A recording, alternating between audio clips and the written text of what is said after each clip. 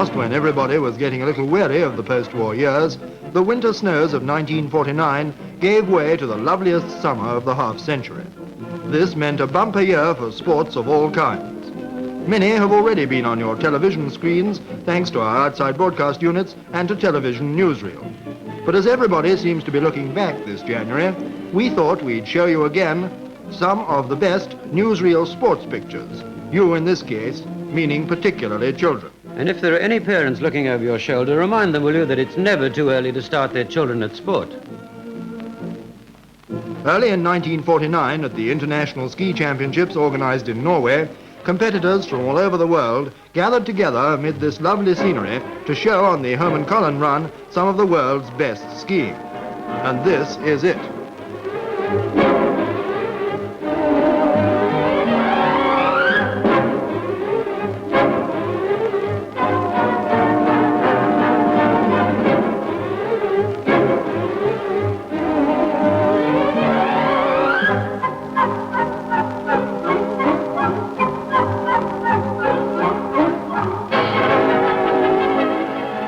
We said it was never too early to start at sport. Well, that's why these children at Grindelwald in Switzerland, under the very shadow of the Jungfrau, joined this school with a difference. The only one of its kind in the world, a children's school for skiing. After some demonstrations by Miss Erna Stoyri, a lady ski champion, on how to balance and guide themselves, the children go off together, hand in hand, for their first slow run. Lucky number 13 is the youngest child in the class. As you can see, he's got all the makings of a champion because, well, he learned to ski almost before he could walk. Grown-ups who like to make things difficult when they've learned to ski on snow turn to water. Here on the River Seine in France, Parisians show the same grace and poise which you saw skiers displaying on the snow. But the waters of the Seine are a lot warmer and pleasanter to fall into than cold mountain snow.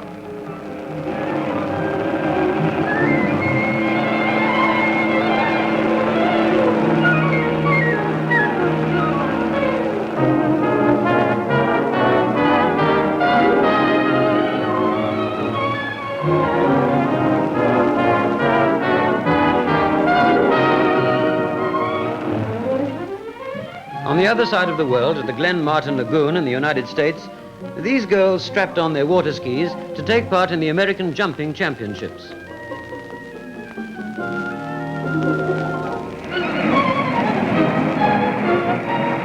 Like every other sport, you start at the bottom and you work up.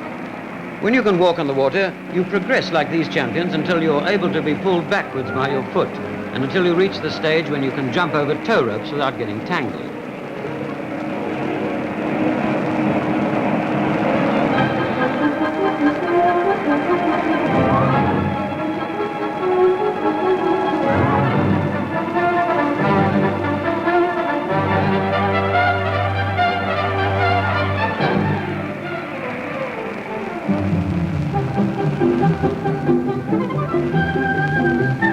Of course, when you really want to show off, then you get 6 of your friends together like this and you do it in a row like the guards on parade.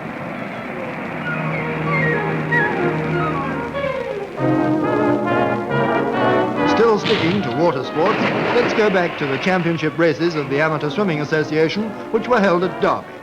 A strong favourite in the 100 yards men's freestyle is the swimmer in the white cap, a Hungarian called Elmaz Admari. He stayed over here after the Olympic Games, but he wasn't very lucky because Ronald Stedman of Beckenham swam magnificently over the last length to win the title in 53.7 seconds.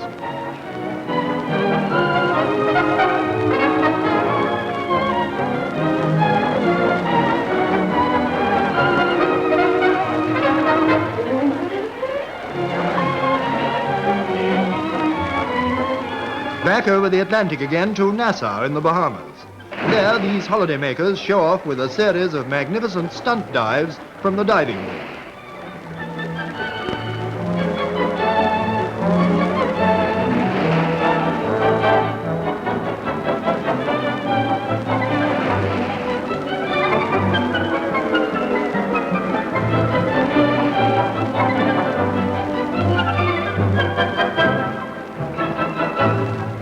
Then they decided that the diving board wasn't high enough, so they climb to some very high rocks to dive off in sixes.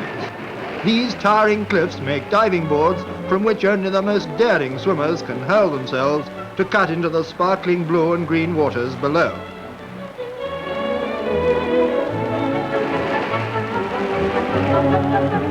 Then, of course, there's that dreary long climb back again.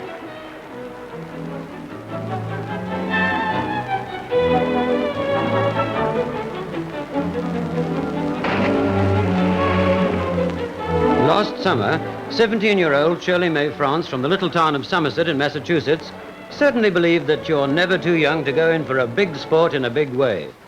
With her father and trainer, and a lot of American newspaper men, she came over to Dover to swim the English Channel. Poor Shirley only got halfway after a wonderful attempt, but she's going to try again.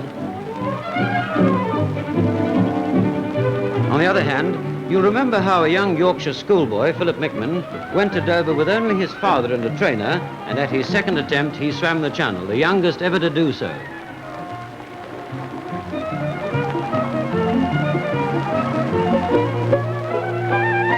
But this little chap, only 14 months old when he did this, well, he'll soon be catching up with Phillip Mickman, won't he?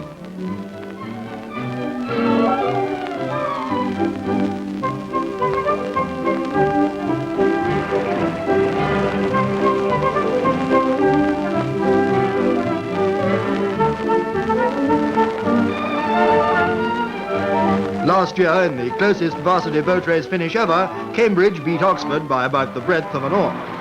In the Cambridge May bumping races, which are among the classics of university boating, once the cannon had been fired, the battle was on again for the traditional honour of head of the river. And the object, of course, is to catch up with the boat ahead and bump it.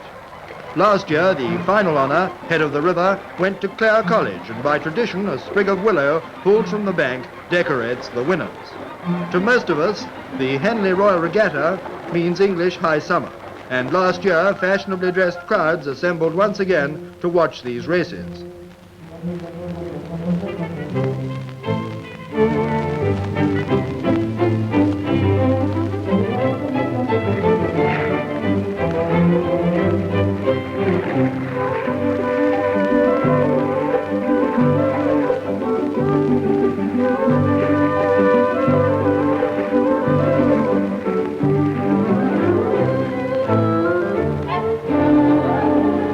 Princeton University won the Thames Cup by scarcely a length, and overcome by excitement at their victory, the American team heaved their coxswain into the river as American custom demands, and afterwards all fell in themselves.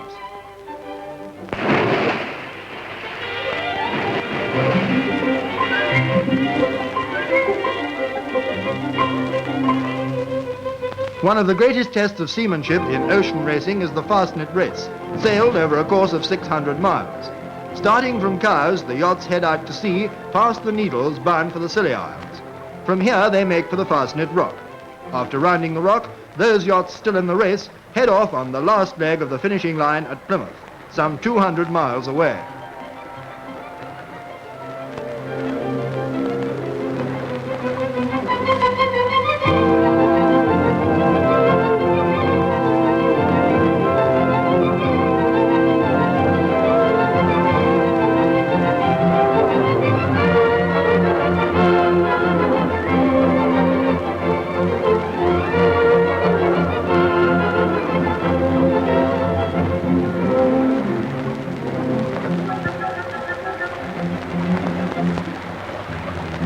Racing of a very different kind provides each year one of the finest sights on the Thames estuary, the Medway barge race. Today the old sailing barges have almost disappeared, and the few that remain have been converted into comfortable floating homes by people who love the river and who love the sea. The race is, well, it's a slow-moving affair which allows plenty of time to pop down below decks to see how the joint is doing in the oven, and the whole business is ideal for summer idling. The winner of last year's race was the Henry, which with the other barges you can see and their amateur bargees are maintaining the tradition of the old professionals without indulging in the bad language the old watermen were supposed to use in former years.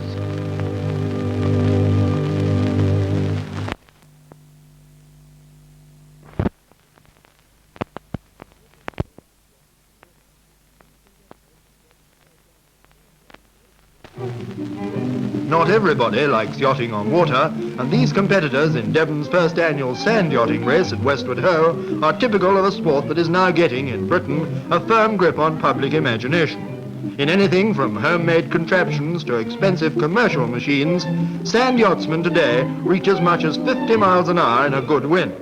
It looks easy, but it's tricky enough, and the competitors require all the skill of the experienced sailor. But there's one thing that they don't have to worry about. It's very hard to be seasick.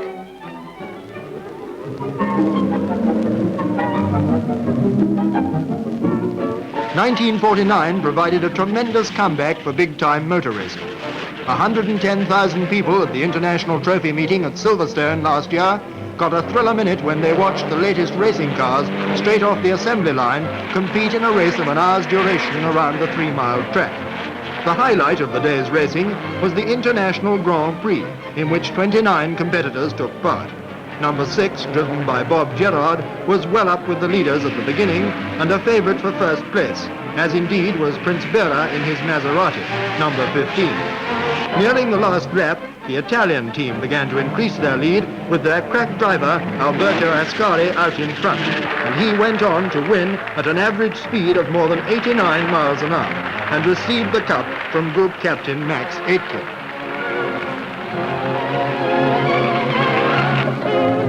Over in France at about the same time, the light-hearted people of Montmartre staged their annual crazy snail's pace race along the tortuous half-mile course of the Rue Le Pic, a race in which any type of vehicle on earth may compete, and the very last one home is the winner. Weaving's the order of the day to string the journey out as long as possible.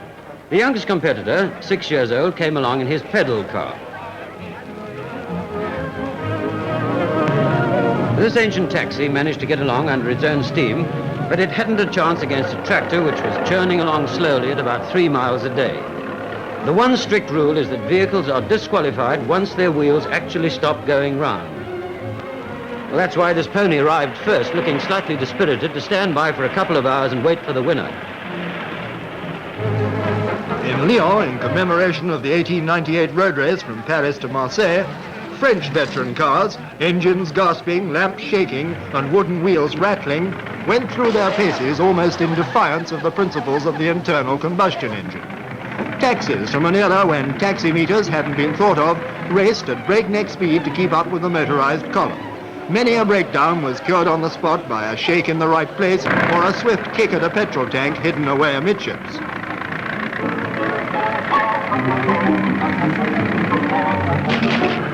And equally, the British sporting year wouldn't be complete without its Hyde Park to Brighton race. This hardy annual road trial for veteran cars is organised by the RAC, and the rule is that none of these masterpieces of automobile engineering should have been built later than 1904. In those days, it seems you started your car by pulling a cord wound round the flywheel. Anyway, it started. So gamely heading southwards, the long procession of 125 automobiles that grandfather used when he called on grandmother clattered and puffed its way to Brighton in an attempt to get there within the time limit.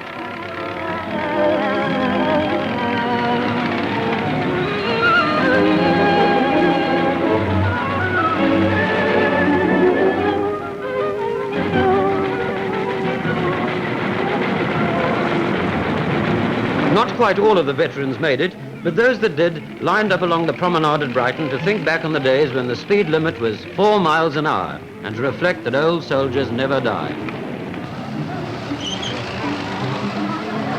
If you don't possess a veteran car and you're still on the waiting list for your new one, there are other ways of getting to Brighton. You can walk. That's why members of the Stock Exchange do every year when they feel like a brisk 52-mile stroll. Founded as a result of a wager in 1903, the London to Brighton Walk is an accepted sporting event in which last year the oldest competitor was Mr. E.F. Broad, aged 69, who won the first race nearly half a century ago, and again he completed the course. This unofficial young competitor didn't, though. He just followed number 22 for a few paces to get into the limelight and onto television, and that's how little stockbrokers are born. Making excellent time, the winner, Mr. Tunbridge, breaks the finishing tape at Brighton Aquarium after 9 hours and 12 minutes walking. Against the backdrop of Windsor Castle, the Polytechnic Harriers set out on their 26-mile marathon run.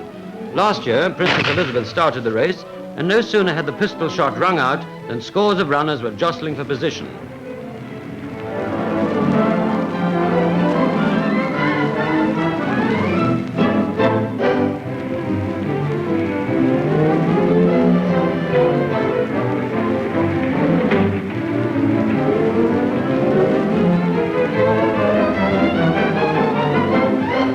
In accordance with custom, the previous winner, Jack Holden, carried the number 1 on his vest. At 42, he's a shining example for those who think that middle age means the end of tough sports.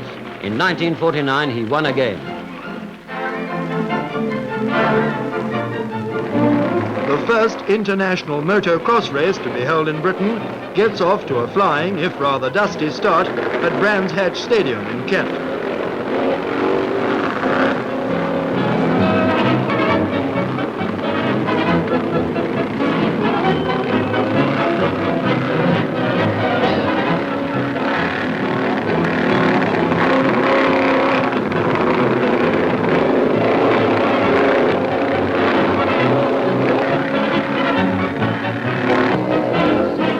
British riders have been doing well in these events on the continent, and the spectators cheered wildly to see them romp home, at home, in both the individual and team events. While we're watching Benny the Barbarian and this no-holds-barred wrestling match in Paris, it might be an idea to explain what the word symposium means in the title of this picture. Well, of course, it means a collection of essays, a gathering together, a collection of pictures.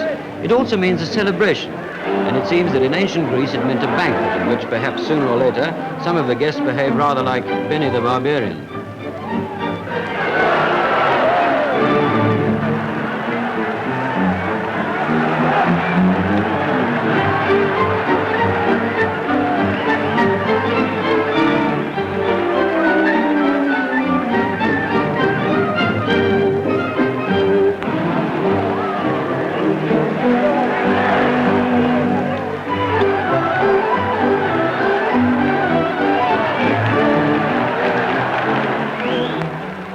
The battle for the featherweight title between Famechon of France, the European holder, and Ronnie Clayton of Blackpool was held at King's Hall, Bellevue, Manchester. Famechon is the taller man. Clayton has a white band round his boxing pants.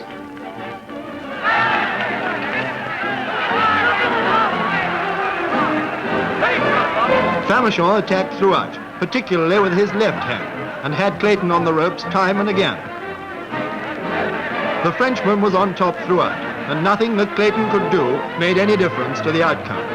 Nor could Richard Hearn or Richard Dimbleby do anything about the outcome when riding this horse at the television garden party last summer. Thank goodness I've got a riding partner. You go first, Richard. Just ride up. That's right, it's easy. Dead easy.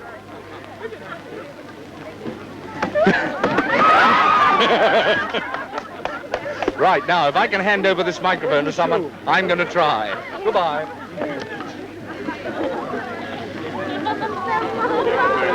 You two can do this. You two can win £1,000, eh?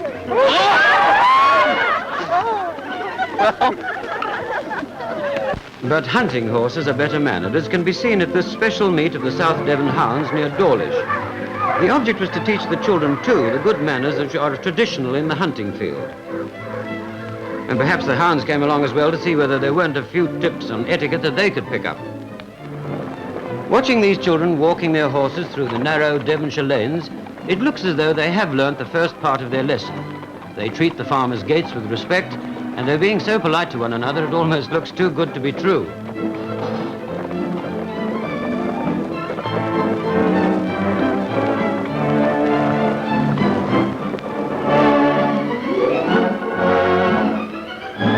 These horses at the annual rodeo at Livermore in California haven't got the same manners as their Devonian contemporaries.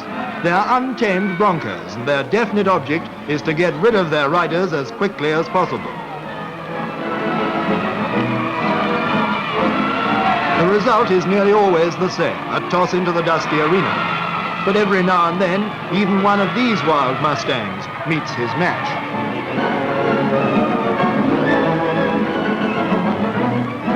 Dick Button, the Olympic skating champion, shows his paces and shows the graceful skill inherent in the sport in the skating championships fought out at Paris between the world's leading exponents.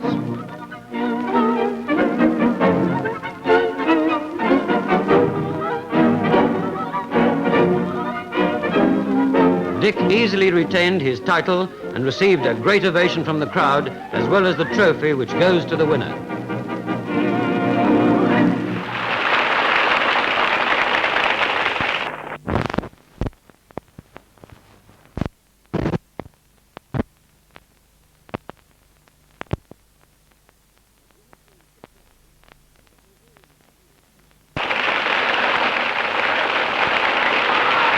But when it came to the pairs, it was a Hungarian couple whose elegance and perfectly timed ballet evolutions took the honors.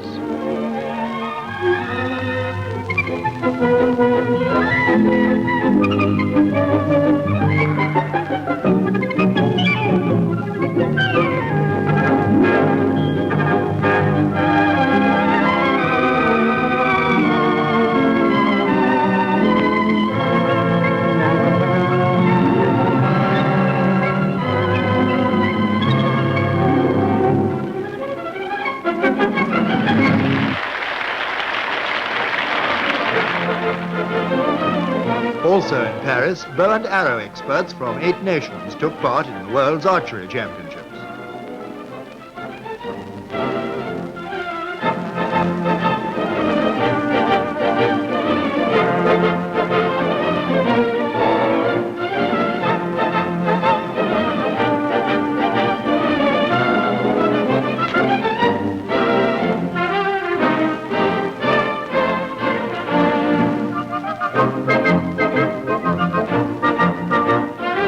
There isn't any water handy as there was at Henley, so the winner is tossed into the air, a traditional ending to these toxophily contests. Shooting of a different kind took place at the world-famous rifle range at Bisley, where crack shots from all over the Commonwealth competed for the King's Prize. To see a bull at 1,000 yards, you need a telescope, and of course at Bisley, anyone who missed the target altogether would be hounded from the range.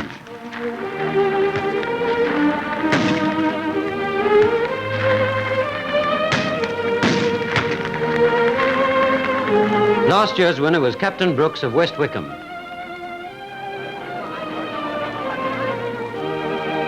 After an excellent start by Great Britain, the Americans fought back to win the Walker Cup by 10 matches to 2.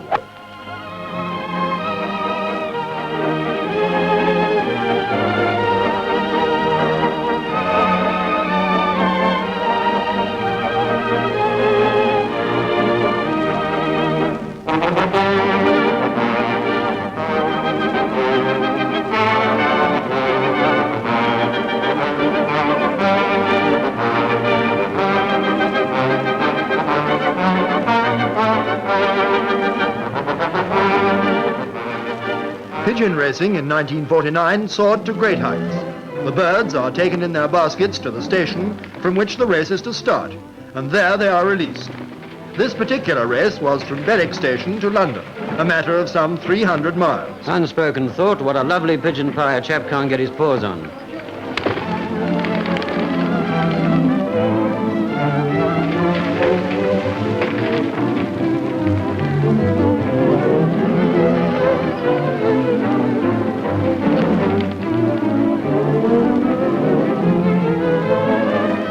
The birds touched down some 7 hours later after a 45-mile-an-hour race. Last year our cameras went to Camp Hill to report on Britain's gliding championships.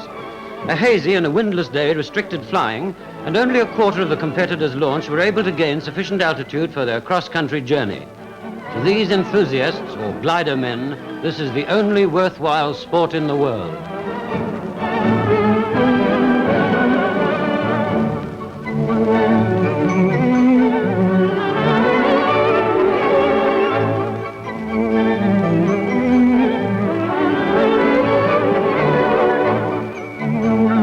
These Czechoslovakian glider pilots think the same thing, as they take part in this beautiful and highly organized sport in the high Tatra mountains close to the Polish border. You'll notice that they glide a little differently over there, 2 gliders being towed by an aircraft and cast off when they've gained sufficient height to tackle the tricky air currents of these mountain ranges.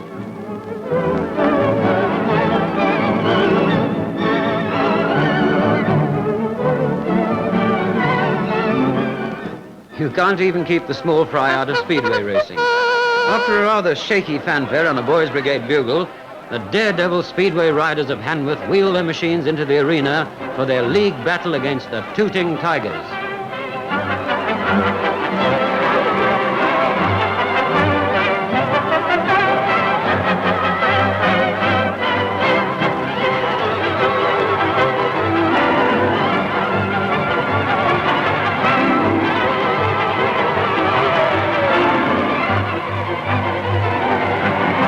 Been a good gate, a lot of wild cheering, a lot of fun, and not even the home team seems to mind that it took the first beating it's ever experienced. Cycling of a different kind took place on the continent in the world-famous Tour de France, during which the competitors experienced not only busy streets, but also some of the most beautiful scenery in Europe.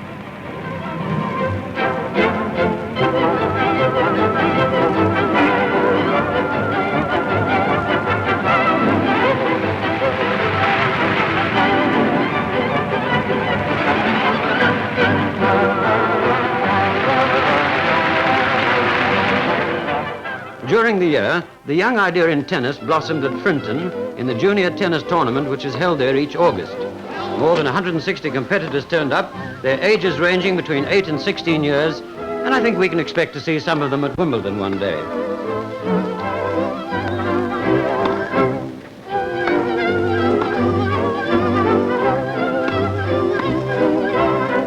But Mr. Winston Churchill's grandson apparently didn't like the balance of this particular racket. And just to make the whole thing really professional, there were silver cups for the winners. In the 5th round of the FA Cup, gallant little Yeovil travelled all the way to Main Road, Manchester, to meet the Cup favourites Manchester United. Well, while we're watching these pictures of the match, it's pleasant to remember that though Yeovil were knocked out, they put up a spectacular show and became a household word overnight.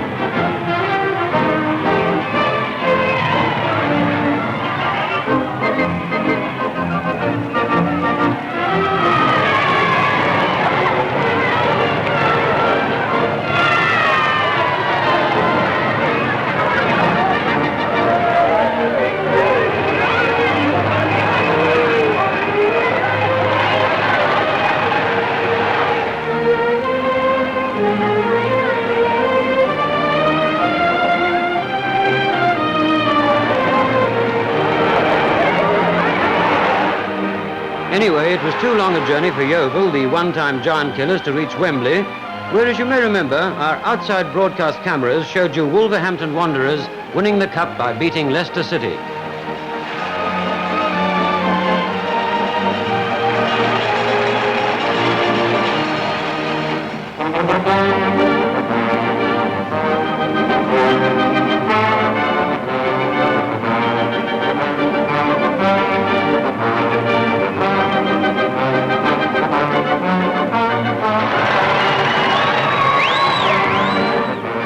One of the influences of the American occupation of Japan is the heights to which professional baseball has rocketed in Tokyo.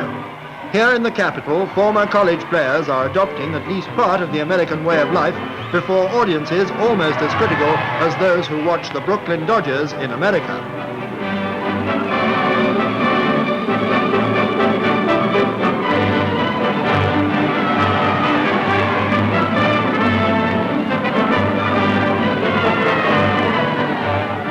This is where we came in, it seems. Well, we've seen in this symposium most aspects of modern sport on land, on water, and in the air. But don't forget that as far as sport's concerned, there's always some game that you'll probably shine at. And that, as this young champ we've seen before firmly believes, you're never too young to start.